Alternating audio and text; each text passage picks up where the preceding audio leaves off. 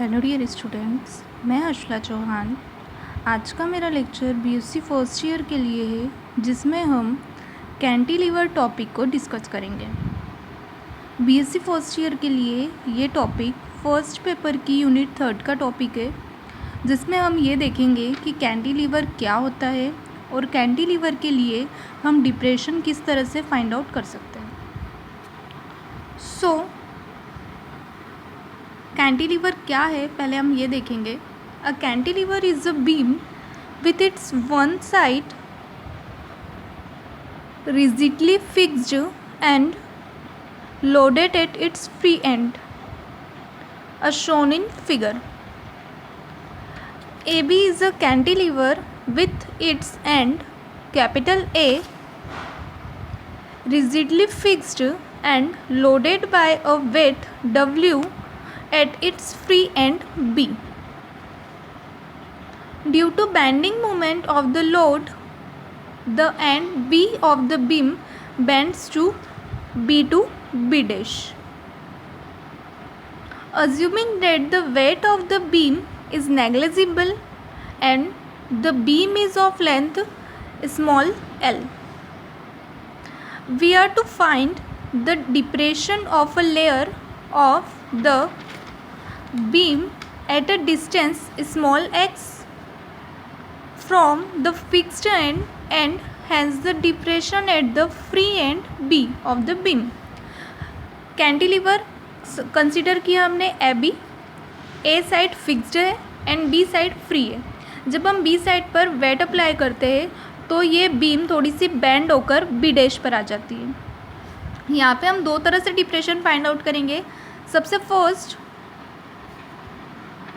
Fixed end से capital A point पर, जहाँ पर length x is equal to L होगी एंड एक होगा b पॉइंट पर। तो इस तरह से हम दो तरह से डिप्रेशन फाइंड आउट करेंगे। Let there be a layer p at a distance x from the end capital A. Movement of load w about the point p, point p पर इस बीम का लोड के कारण जो मूवमेंट होगा वो हो जाएगा p is equal to W L minus X. L minus X मतलब यहाँ से यहाँ तक की डिस्टेंस एंड w जो हमारा वेट है ये। So p is equal to हो जाएगा L minus X into W. Since the bent beam is in equilibrium, यदि बेंट बीम को यदि हम इक्विलिब्रियम कंडीशन में रखें तब the restoring force bending moment Y I upon R. यहाँ पे यदि हम इसका रीस्टोरिंग बेंडिंग मोमेंट देखें तो वो हो जाएगा वाई आई अपॉन आर।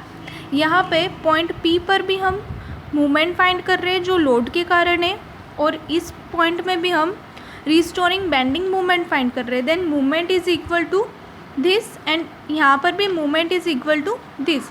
सो दोनों तरफ एल एच एस टर्म में मूवमेंट है, इसलिए दोनों के आर एच एस टर्म भी इक्वल होंगे। Is balanced by the movement of load W। So हम लिख सकते हैं Y I upon R is equal to W L minus X, equation first. यदि हम यहाँ के इन टर्म्स की बात करें Y I and R, so where Y is the Young modulus of the material of beam, I is the geometrical moment of the beam and r is the radius of curvature of the natural axis of the bent beam.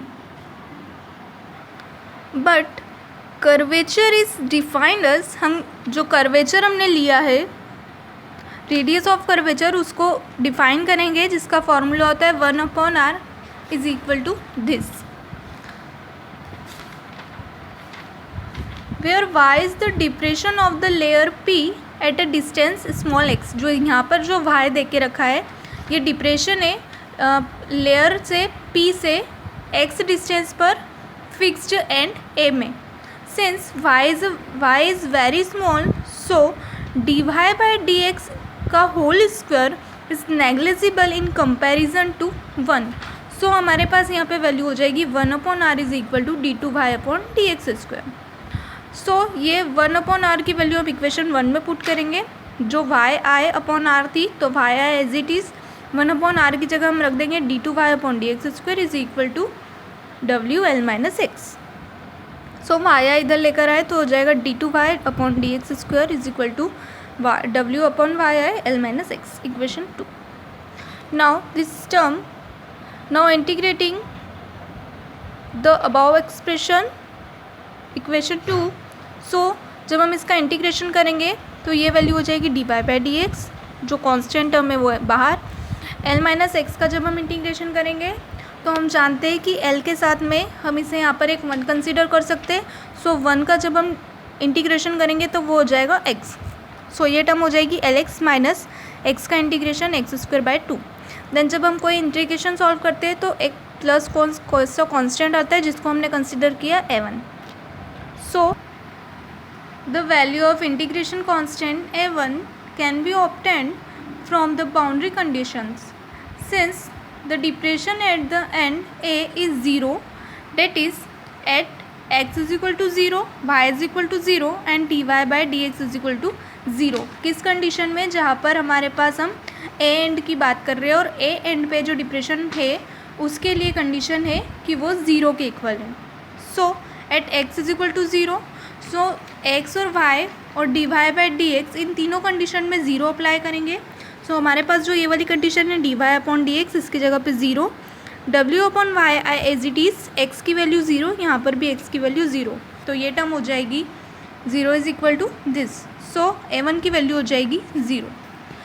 Putting above equation, so dy/dx is equal to W/y Lx minus x²/2 और a1 की value हमारे 0 हमने put कर दी। सो हमारे पास condition बच जाएगी ये वाली, equation 3। Again integrating the above expression 3।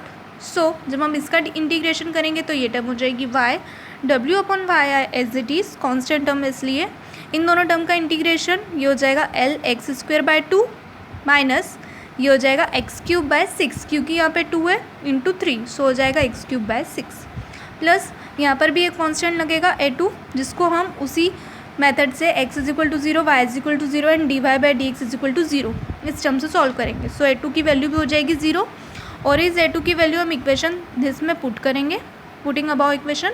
सो ये कंडीशन हो जाएगी y is equal to W/y Lx²/2 minus x³/6, equation 4। यहाँ पे हम जब इसको सॉल्व करेंगे तो कंडीशन हो जाएगी यहाँ से हम L, यहाँ से x² और यहाँ से नीचे से 2 कॉमन निकाल लेंगे तो हो जाएगा y is equal to W(x²/2y(i), ये हो जाएगा L minus x/3, equation 5। Above expression 5 gives the depression at a distance small x from the fixed end A of the cantilever. Obviously, the depression is maximum at the free end. So, at the free end, x is equal to L.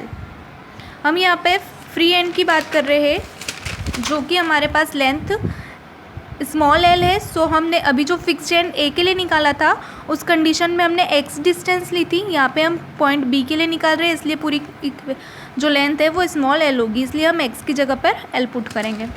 So X is equal to L and जो हमारे पास ये equation आई 5, यहाँ पर x की जगह पर सभी जगह पर एल पुट कर देंगे। इस कंडीशन में एल पुट किया, सो ये टर्म हमारी हो जाएगी x की जगह पे l।